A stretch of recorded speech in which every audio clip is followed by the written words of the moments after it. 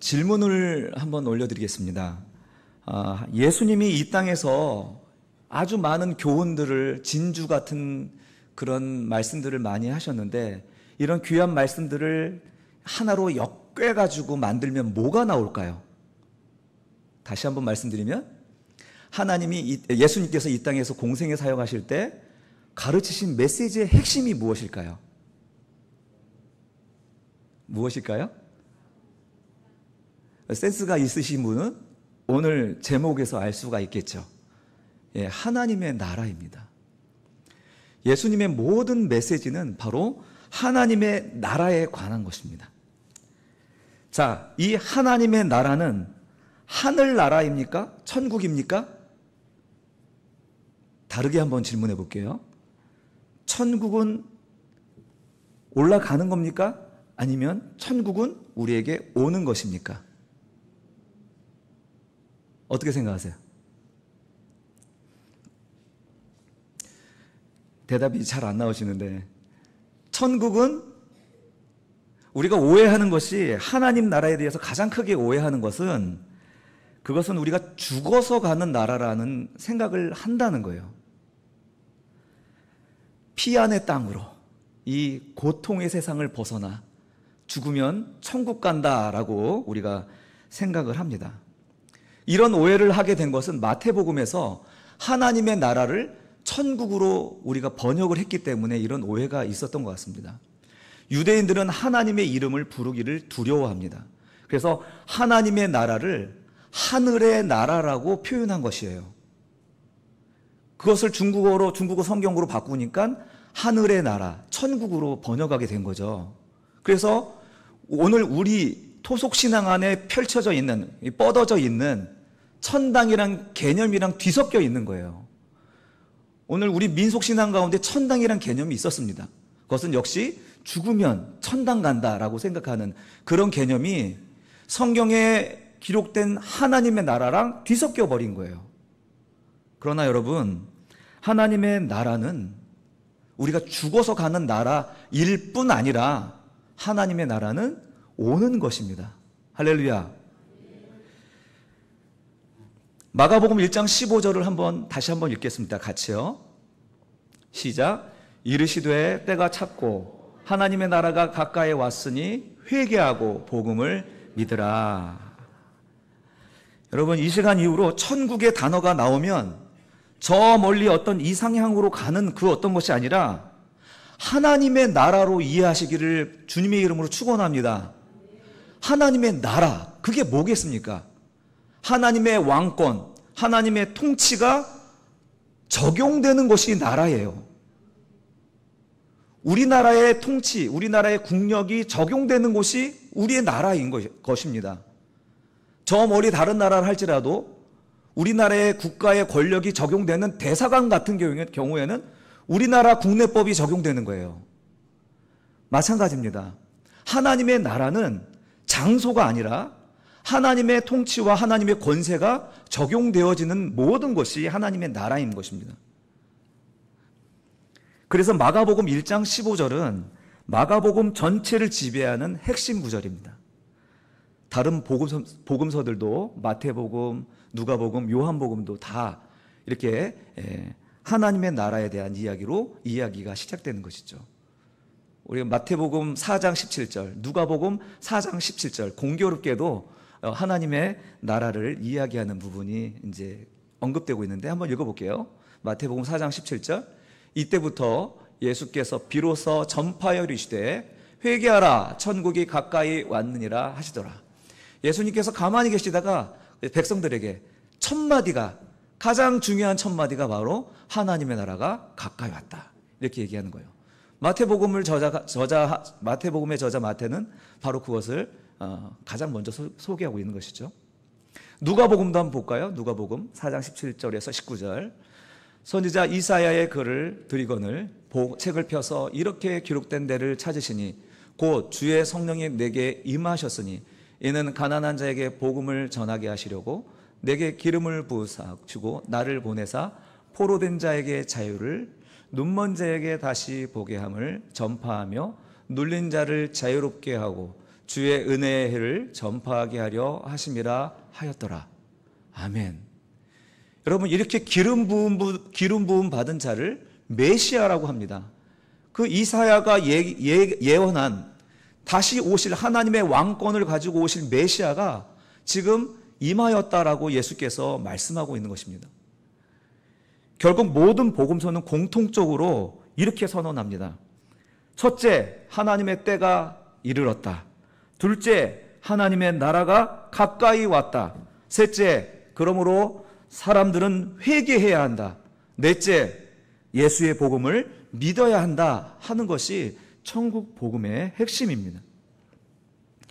여러분, 예수께서 이 땅에 공생의 기간을 보내실 때 이것을 잘 설명하기 위해서 비유로도 논쟁적으로도 말씀하신 거예요. 복음서의 모든 내용들은 바로 이 하나님의 나라가 가까이 왔음을 이야기하는 내용인 것입니다.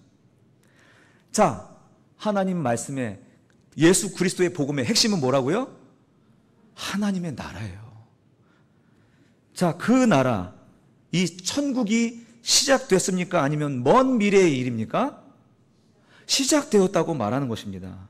바로 예수와 함께 그 나라가 시작되었다고 얘기하는 거예요. 그래서 복음입니다. 복음. 하나님의 통치가 시작되었다. 복음입니다.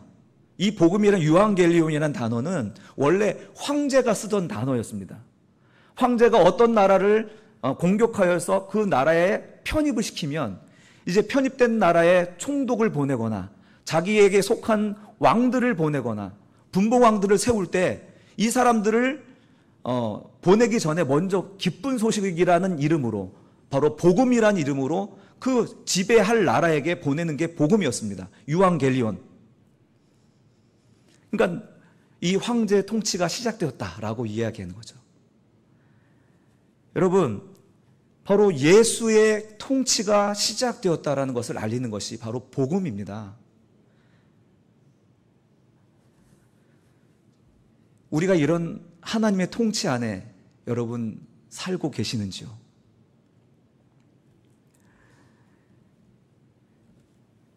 예수 그리스도는 예수 메시아, 기름 부음 받은 우리의 왕이십니다. 예수가 통치하는 땅, 언제 통치하십니까? 바로 지금 통치하고 계십니다. 할렐루야. 어디서 통치하고 계십니까? 우리의 삶의 자리에서. 그리고 그분이 통치하시는 그 결과는 무엇입니까? 선한 열매들입니다. 그러니 사랑하는 성도 여러분, 우리가 서 있는 곳에서 하나님의 지배를 받으면 반드시 하나님이 선하신 열매를 맺게 하신 줄로 믿습니다. 우리가 지금까지 그렇게 살지 못했다면 회개하고 복음을 받아들이시기 바랍니다. 우리가 천국을 죽어서 가는 곳으로 이해하고 있다 보니까 우리가 구원받은 이 시점부터 우리가 죽어서 하나님 나라에 올라가기까지의 그 중간의 삶은 정말 무기력하고 지옥 같은 삶인 거예요. 안 그렇습니까? 난 분명히 예수님을 내 주로 모시고 내 왕으로 삼았는데 나의 삶에 있어서는 죽는 그때까지 정말 지겨운 거예요. 지겨운 거. 견디기 힘든 그런 지옥 같은 삶이 계속 펼쳐지는 거 아니겠습니까? 이 그림 한번 봤으면 좋겠습니다. 우리 인생, 나의 삶의 어느 한순간에 예수 그리스도의 십자가가 우리 가슴으로 들어와 버렸습니다. 그런데 이 십자가가 들어온 이후부터 이제 죽어서 천국 가는 그 기간에 우리는 아무것도 할 수가 없는 거예요. 천국이 올 때만을 기다리면서, 어쩌면 죽는 날을 기다리면서 이렇게 살아가는 이런 모델, 여기에는 하나님이 존재하지 않습니다. 성경 어디에도 이렇게 말하는 부분이 없어요.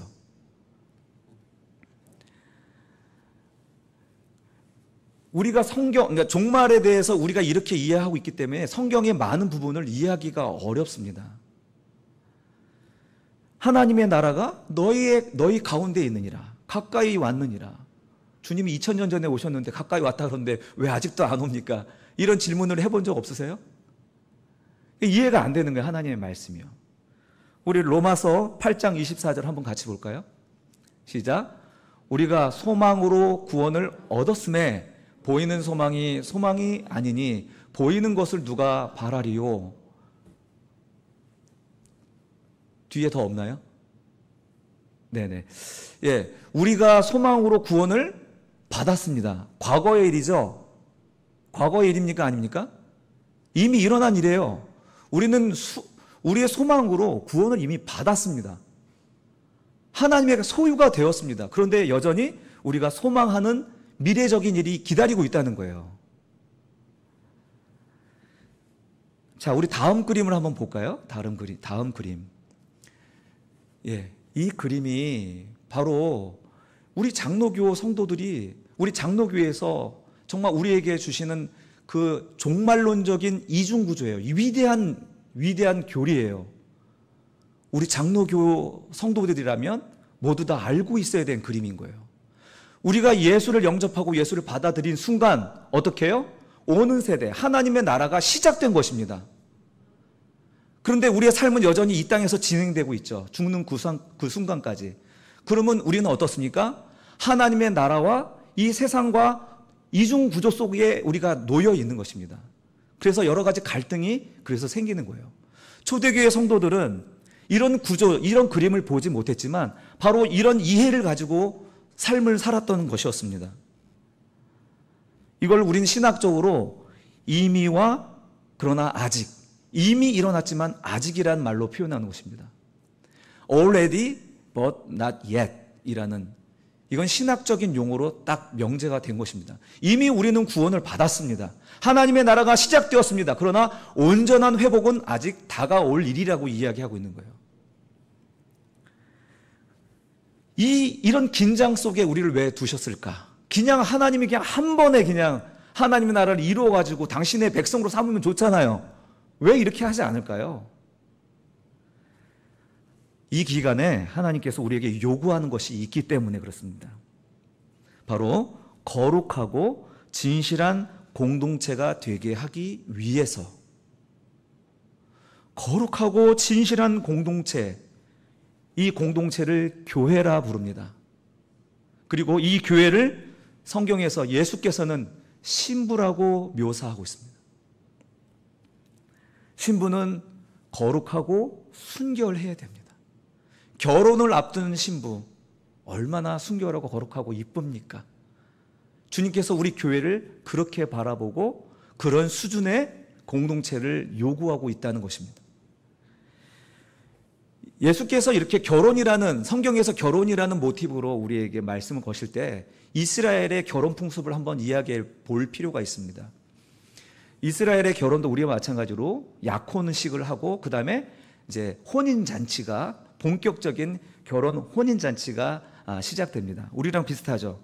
그러나 유대인의 결혼과 우리의 차이가 있다면 약혼식이 있습니다. 우리는 그저 약속을 하는 수준이지만 유대인의 약혼은 법적인 효력이 있습니다. 그러니까 등기에 올라가는 거예요. 이 사람의 아내가 되는 것입니다. 성경에 보면 마리아가 누구와 정혼을 하죠? 요셉과 정혼하죠. 예, 결혼으로 법적으로 혼인관계에 맺어졌다는 얘기입니다. 언약을 맺었지만 이것은 우리가 생각하는 수준의 약혼이 아니라 이미 부부관계로 되었다는 것입니다. 그러면 이제 신랑은 어떻게 해요? 이제 이 정혼한 관계에서 잠시 떠나서 이 신부를 맞이하기 위하여 처소를 예비합니다. 이 신부는 그 기간 동안에 뭐 할까요? 이제 내가 그동안 자라왔던 삶의 자리를 이제 지워버리는 거예요. 내 옛사람의, 우리 어머니 아버지의 이 문화를 지워버리고 이제 시댁 식구의 문화로 배우는 것이죠. 하나님의 문화를 배우는 거예요. 그런 기간을 보내면서 유대인들은 한 1년 정도 지나서 본격적인 혼인잔치를 연다고 합니다. 여러분, 여기서 바로 이미와 아직이란 것이 이해가 되시죠? 하나님은 이와 같이 예수 그리스도의 초림을 통하여서 하나님의 나라로 우리와 언약을 맺으셨습니다. 정혼 관계가 된 것이에요. 이제 하나님은 우리를 위하여, 주님은 우리를 위하여 처소를 예비하러 가 계시고 우리는 이 땅에서 그리스도의 신부로 준비되어져 가는 시간을 보내는 것입니다. 그러나 우리를 홀로 두지 아니하시고 성령을 보내주셔서 하나님의 사람으로 준비시키시는 것이 하나님의 계획인 줄로 믿습니다. 이렇게 예수께서 자기 신부인 교회를 위해서 처소를 예비하시는 장면이 요한복음 14장 2, 3절이죠. 한번 읽어볼게요. 읽고 넘어가겠습니다. 시작. 내 아버지 집에 거할 곳이 많도다.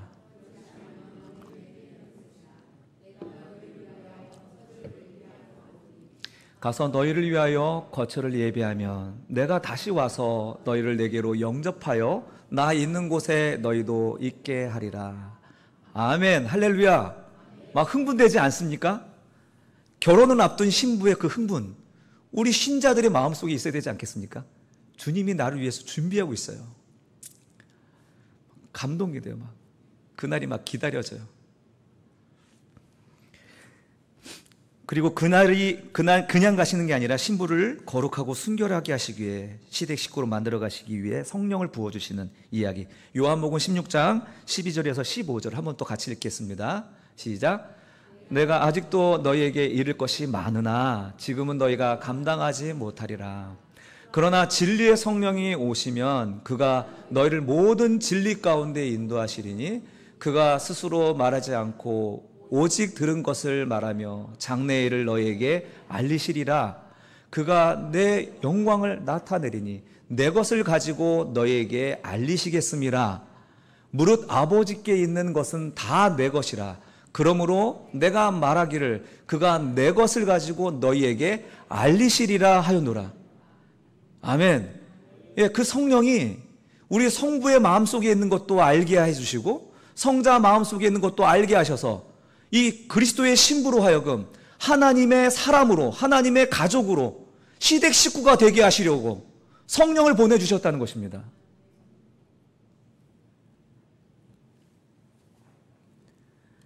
여러분, 이렇게 우리가 생각하니까 하나님이 이 땅에서 오늘 우리가 하나님의 백성임에도 불구하고 이 땅에 두신 이유가 바로 이렇다는 사실을 우리가 알게 된 이상 우리가 살아가는 이유, 존재하는 이유를 새롭게 할 수 있지 않습니까?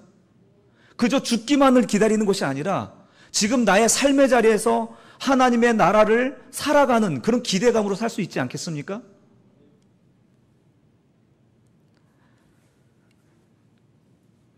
그가 언제 오실지 우리는 알 수 없지만 우리는 거룩한 신부, 곧 교회로 만드시는 일을 우리 성령 하나님께 부탁하셨습니다. 성령이 오셔서 무엇을 하는가? 바로 이 신부인 교회를 아름답게 하시려고 오신 것입니다. 이 성령 하나님은 공동체에 역사하시는 하나님이요, 교회에게 주신 거니까 공동체 안에서 속한 개인들을 돕는 거지 성령을 어떤 개인의 소유물이나 개인의 능력으로 주시는 것이 아니라는 것을 기억하십시오. 너무나 성령 하나님을 이야기할 때 이 토속신앙적인 생각을 할 때가 참 많습니다. 성령은 개인적으로 주신 게 아니라 공동체에게 주신 거예요.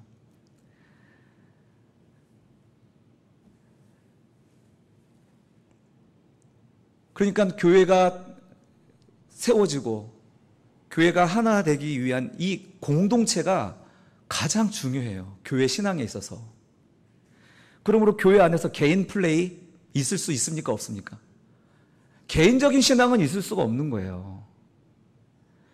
이것이 이 공동체가 이 모임이 공동체가 됐는지 안 됐는지 무엇으로 판단할 수 있냐면 첫 번째, 자랑하고 싶고 알리고 싶은 그런 기쁜 일 있잖아요.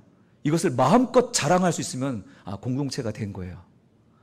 누가 근데 앞에서 막 자랑을 해요?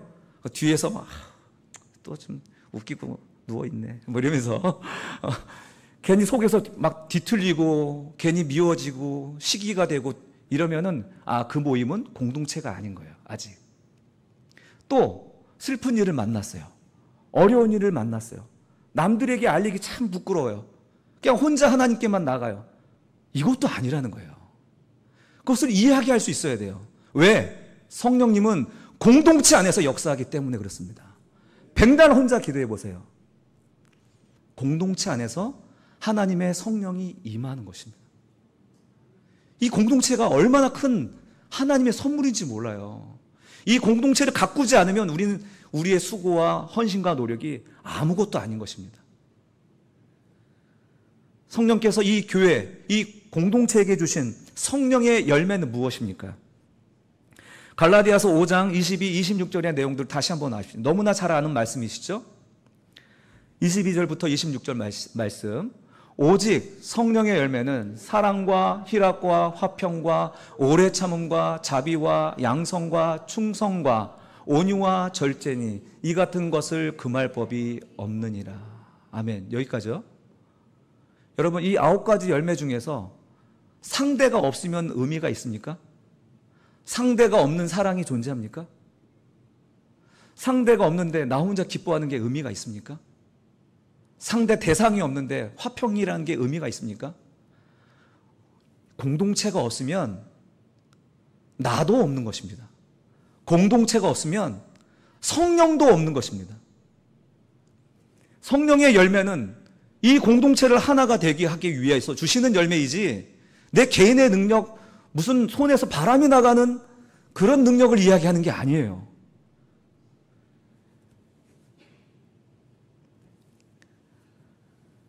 그래서 이 사람들은요, 이 하나님의 성령을 받은 사람들은 24절 읽을까요? 그리스도 예수의 사람들은 육체와 함께 그 정욕과 탐심을 십자가에 못 박았느니라.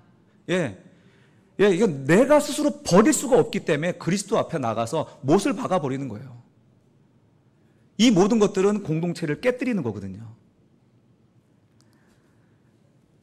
그러니 우리가 성령을 받았으면 성령의 열매로 살아야 되는 줄로 믿습니다. 26절 한번 보겠습니다. 헛된 영광을 구하여 서로 노엽게 하거나 서로 투기하지 말지니라.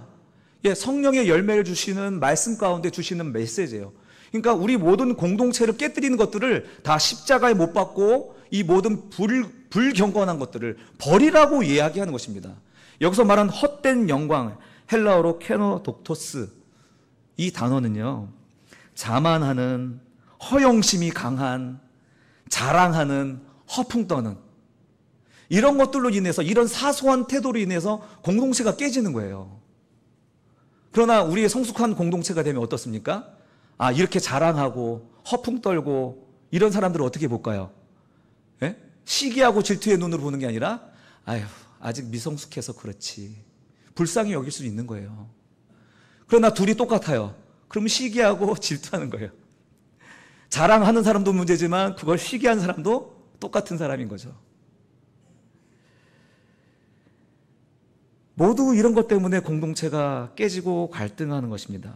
그래서 서로 열받고 서로 질투하고 시기하고 결국 갈라서는, 어쩌면 그동안 우리가 반복해왔던 일들인지도 모르겠습니다. 사랑하는 성도 여러분, 하나님이 우리에게 성령을 주신 것은 하나 되어 거룩하고 순결한 신부, 교회가 되게 하는 것입니다. 그래서 우리가 시작된 하나님의 나라에서 추구하는 삶이 무엇이냐? 세 번째 그림을 한번 볼게요. 세 번째 그림, 바로 이것입니다. 주님이 오시는 그날까지 이제 하나님의 나라가 임했는데 여전히 땅에는 악이 득세하는 세상이잖아요. 공동체가 필요해요. 그래서 이 공동체, 교회가 진실한 공동체가 되는 것, 이것이 우리 교회의 핵심입니다. 종말을 살아가는 우리에게 필수 불가결한 그런 관계라는 사실입니다. 공동체가 형성이 안 되면 교회가 아닙니다. 아무리 사람이 모여도 그건 교회가 아닌 것입니다. 여러분, 메주를 쑤기 위해서 메주콩을 구입해서 자루에 담아 옵니다.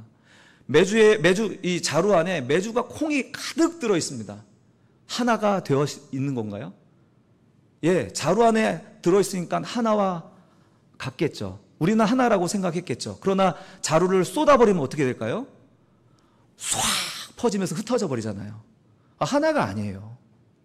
그 안에 오히려 많고 사람들이 있으면 있을수록 부대끼는 거예요.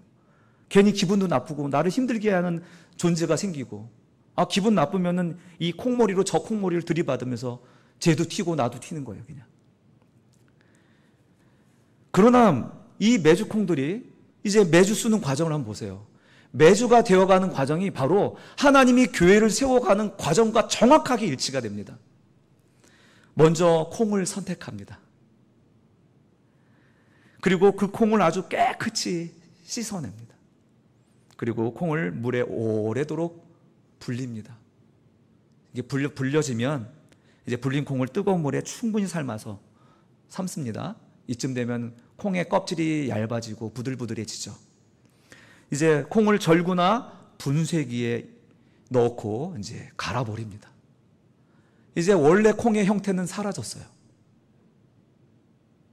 원래 콩의 형태는 사라졌어요. 그리고 그 갈아진 것들을 모아서 적당한 크기로 이제 형태를 만들고 지푸라기를 묶어서 그늘진 곳에서 오래도록 말리면 어떻게 되죠? 예, 기분 나쁘게 곰팡이가 펴요. 이 곰팡이가 피니까 보기도 안 좋고 안 좋은데, 놀랍게도 그 곰팡이가 이 간장과 된장의 맛을 아주 탁월하게 만든 미생물이라고 그러잖아요. 여러분, 교회가 바로 이렇습니다. 교회가. 나는 사라지고 없는데 너에게서 내가 다시 태어나는 것입니다. 나는 사라지고 없는데 이 공동체 안에서 내가 새롭게 만들어지는 것입니다. 이 기적이 교회 안에 있다는 거예요. 이 기쁨을 여러분에게 나눠주고 싶은 것입니다. 이렇게 진실한 공동체를 이루는 것이 하나님의 나라의 삶인 것입니다. 여기서 우리가 하나님의 나라를 형성하지 못하고 하나님의 나라를 경험하지 못하면 진짜 장차 올 하나님, 영원하신 하나님의 나라에 들어갈 자격이 될까요? 안 돼요. 거룩한 신부를 이루지 못했는데, 순결하고 거룩한 신부가 되지 못했는데 어떻게 그 영원한 나라의 백성이 될 수가 있겠습니까? 우리는 이 땅에서 힘있게 하나님의 그리스도의 신부로 만들어지고 공동체가 되어지고 나를 깨뜨리고 완전한 우리가 되어질 때 우리는 그리스도의 신부로서 거룩한 하나님의 존전으로 나아가게 되는 것인 줄로 믿습니다. 다시 한번 이 세 번째 그림 한번 볼까요? 이 공동체는 그래서 어둠 속에서 하나님 없이 살아가는 사람들에 대한 긍휼로 나타나게 됩니다. 우리 안에 있는 이 기쁨을 주체하지 못하는 거예요. 이전에 알 수 없었던 기쁨을 이 공동체 안에서 발견하니까 지금 뭐 잘났다고 하는 사람들이 그 잘난 것이 보이는 게 아니라 어둠 속에서 헤매고 울고 있는 모습이 보이는 거예요. 그래서 자기도 모르게 속으로 뭔가 진리를 찾고 구원의 어떤 손길을 찾는 자들에게 나아가는 그런 마음으로 나아가는 그런 삶이 된다는 사실이죠. 누가요? 우리 교회가요. 우리 성도님들이. 에베소서 4장 10절에서 12절 말씀을 보도록 하겠습니다. 시작. 그가 곧 모든 하늘 위에 오르신 자니 이는 만물을 충만하게 하려 하심이라. 그가 어떤 사람은 사도로, 어떤 사람은 선지자로, 어떤 사람은 복음 전한 자로, 어떤 사람은 목사와 교사로 삼으셨으니 이는 성도를 온전하게 하여 봉사의 일을 하게 하며 그리스도의 몸을 세우려 하심이라. 아멘. 주님이 계획하시는 건 뭐냐면 예수 그리스도의 몸을 세워서 만물을 충만하게 하시기 위한 것입니다. 만물을 그리스도의 몸으로 충만케 하시기 위해서 바로 직제를 세웠습니다. 사도를 세우고 복음 전하는 자를 세우고 목사와 교사를 세워서 이 하나님의 나라를 충만하게 하실 계획이 있습니다. 이 앞에 말씀드린 이 사람들은 누구냐? 전문 사역자들입니다. 전문 사역자들. 전도사님이나 목사님이나 선교사님들, 이런 전문 사역자들. 또 주일학교 아이들에게 있는 우리 교사들이 또 전문 사역자들이겠죠. 이런 사람들이 하는 일이 무엇이냐? 성도를 온전케 하는 것입니다. 성도를 온전케 하는 이유가 뭐예요? 깨끗한 그 자격으로, 깨끗해진 몸으로 제사장 역할을 감당하게 하는 것입니다. 여기 서 있는 사람만 제사장이 아니라 하나님께서 이 제사장을 통해 전문 사역자를 통하여서 성도로 하여금 깨끗게 하고 온전케 하여서 제사장 사역을 감당하게 하도록 목사와 선교사와 복음 전환자와 교사와 목사를 세웠다는 것입니다. 이제 하나님의 나라는 어디서 세워집니까? 말씀을 선포하는 이 자리도 하나님의 나라겠지만 여러분이 살아가는 삶의 자리에서 하나님의 나라가 세워지는 것입니다. 여러분을 만나는 사람들이 바로 구원받아야 대상인가를 찾으면서 하나님의 말씀을 증거하는 삶의 자리라는 사실입니다.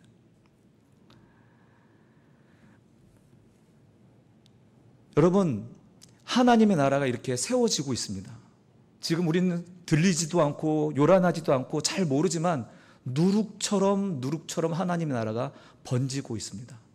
목회자에게서가 아니라 일반 성도들의 비전을 따라서 이 누룩처럼 하나님의 나라가 세워지고 있습니다. 빈민 사역이 시작되고 미혼모 가정 사역이 시작이 되고 가난한 자를 돕고 또 성도들의 공동체를 만들기 위해서 조합을 만들고 하여튼 성도들이 가지고 있는 은사와 재능을 따라서 삶의 자리에서 하나님의 나라를 만들고 있는 일들이 일어나고 있습니다.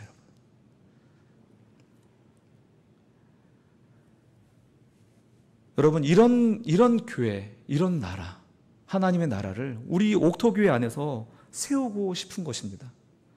사랑하는 성도 여러분, 저도 옥토교회도 이렇게 주님께서 준비시켜서 다시 시작하게 하심은 우리에게 하나님의 나라를 선물하시기 위함이 아닐까, 저는 이렇게 깨닫고 감사하고 기도하고 있습니다.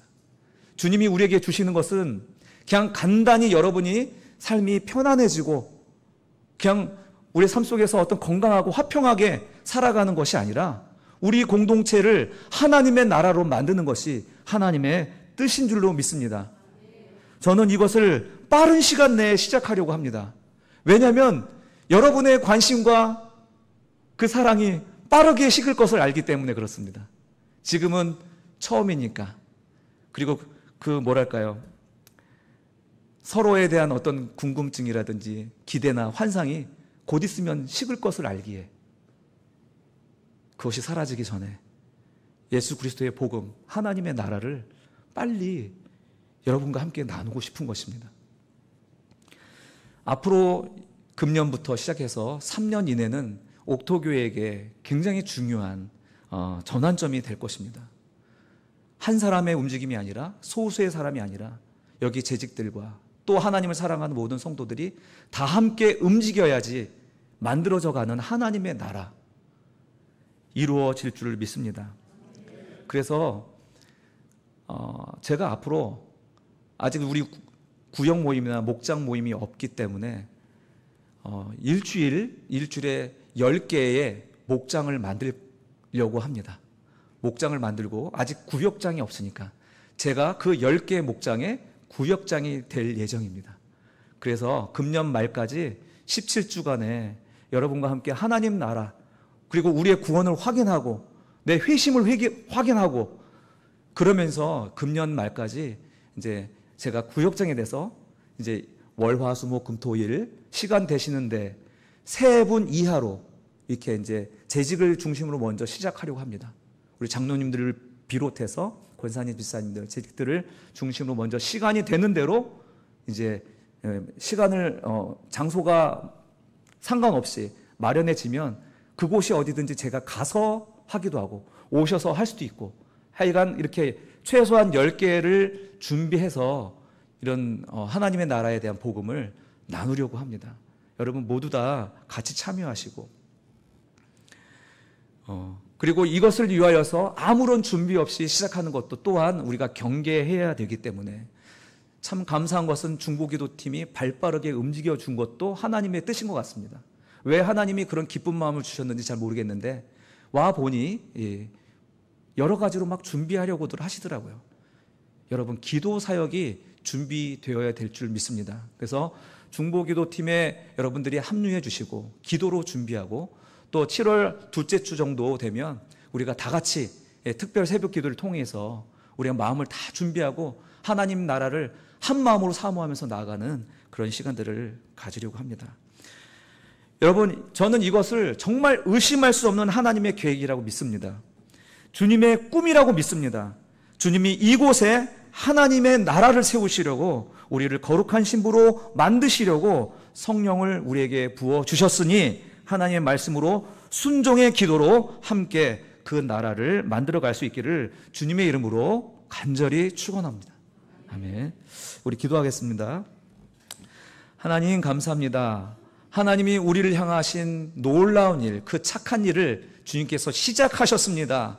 부족한 자들이 이룰 수 있는 일이 아니지만 주의 성령으로 말미암아 우리가 공동체 되게 하여 주옵소서. 그리하여 우리가 이 땅에 사는 동안에 진실한 공동체가 되어서 하나님의 나라를 경험하고 맛보고 즐거워할 수 있는 그런 공동체 되게 하여 주시옵소서. 감사를 드렸고 사랑이 많으신 예수님의 이름으로 기도드리옵나이다. 아멘.